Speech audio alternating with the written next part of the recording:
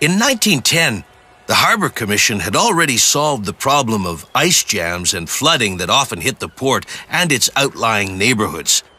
Still, my grandfather, Camille Bordelot, who had seen his share of natural disasters, chose to live a little ways away from the port. Like he always said, better safe than wet.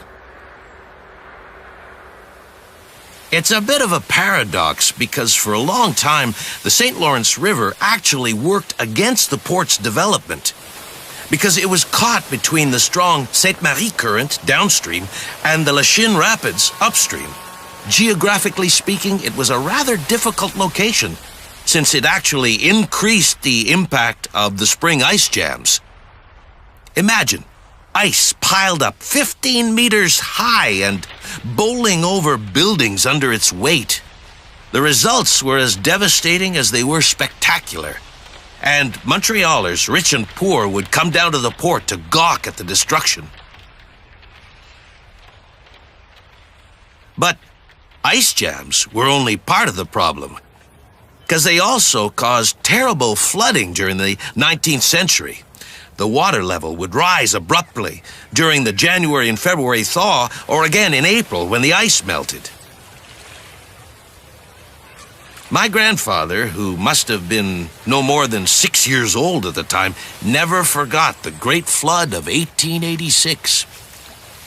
In those days, he lived in a modest apartment on the ground floor of a 4-story building with his parents, his 2 brothers, and 3 sisters. According to family lore, the water rose so quickly that he woke up in the street, floating on his bed in front of the family home. In any case, after that, the city started looking for a permanent solution to the problem. The result was the Cité du Havre, the land-filled jetty you see here in front of you. It was built following the plans of the Harbor Commission engineer John Kennedy between 1891 and 1898. The jetty, originally called the Mackay Jetty, protects the port from the ice and the river's strong currents.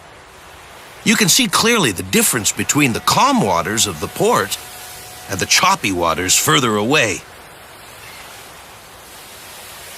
Okay, I'll see you on the Jacques Cartier Quay on the other side of the footbridge to talk about the evolution of the port's installations.